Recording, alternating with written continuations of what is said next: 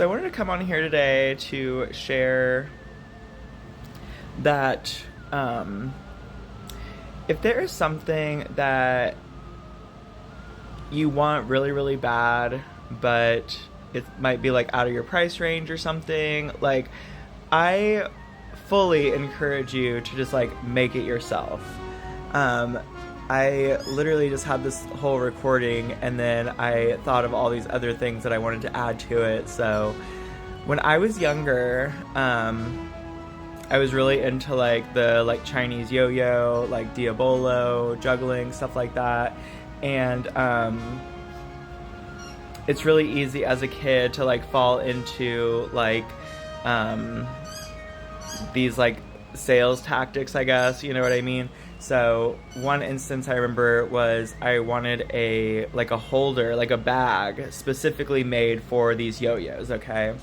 And I remember like showing my mom and she was just kind of like, that's a little pricey, honey, like, you know, and I was just like, okay, like, you know, and I didn't really like push it, you know, because I knew that money was tight for us, you know. So I was like, okay, so I just ended up making one myself. And I still have it, you know, I still literally use it to this day to hold my yo-yos and stuff. So I just always look at that bag and I'm just like, yeah, it reminds me of that time, you know, and the times that we live in might not always be like, you know, you have a bunch of money to spend. And if you do have money to spend, like maybe you shouldn't spend it on things like that, you know what I mean, that you could just make yourself at home. So it's kind of like a lesson in a lesson, I guess, if that makes sense.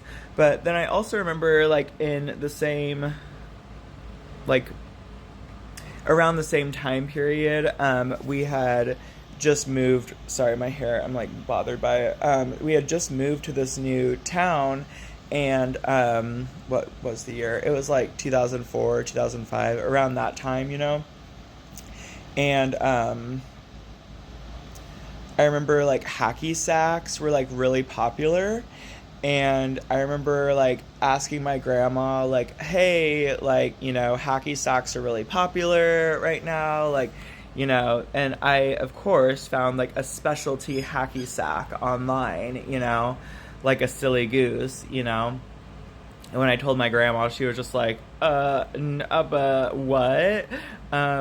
Let me show you this. So she literally just like busted out like crochet hook and yarn and just like literally just made a little tiny, like a little sphere, you know. And then I to this day remember her like taking like beans out of her cabinet and like stuffing and like putting it in a little Ziploc bag, and then we just like tied the Ziploc and put it in the sphere, you know, so it was like had a little bit of weight to it.